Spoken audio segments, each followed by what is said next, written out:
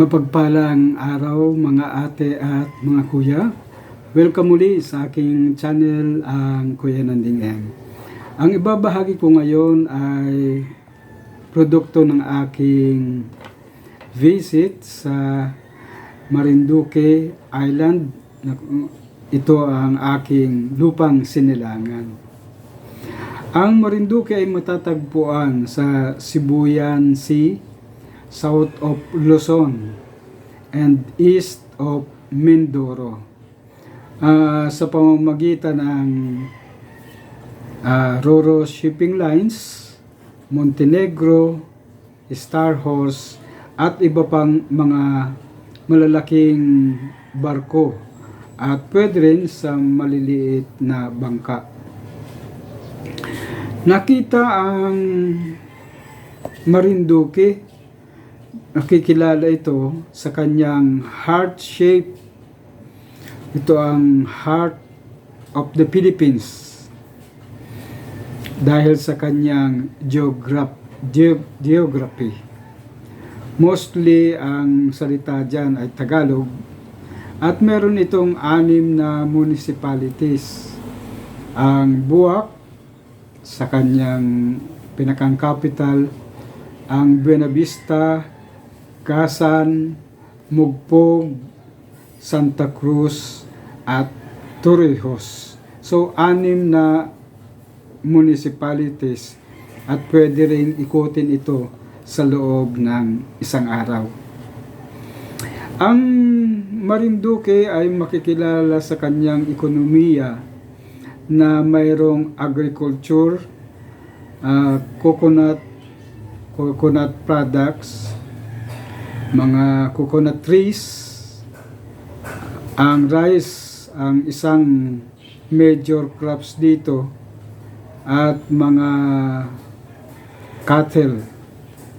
At kung mapupunta ka sa mga tabing dagat, marami ang mga mangingisda. Ang isla rin ay mayaman sa mineral resources tulad ng iron ore and copper. Kaya nagkaroon dito ng Marcopper Mining Corporation na matagal na, at ito din yung naging dahilan kundi nagprotesta ang mga tao dahil sa kanyang open pit mining.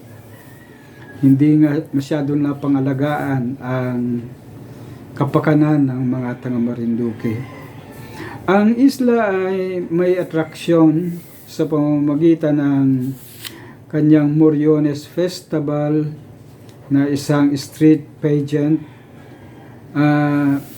during Holy Week. Kung mag-iikot ka kung Holy Week dito, matatagpuan mo ang mga Moriones, ang mga Longhinos, at mga iba't ibang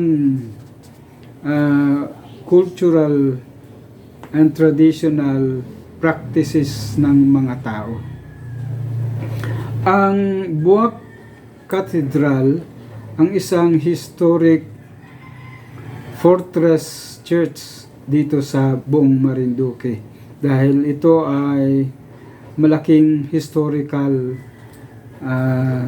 events dito, ay maraming naganap ayon sa kasaysayan.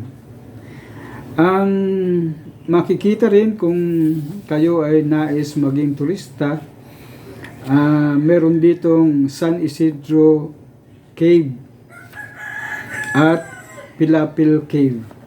Kaya maraming mapupuntahan ditong mga lugar kung saan makakabisita at mag-i-enjoy ang lahat.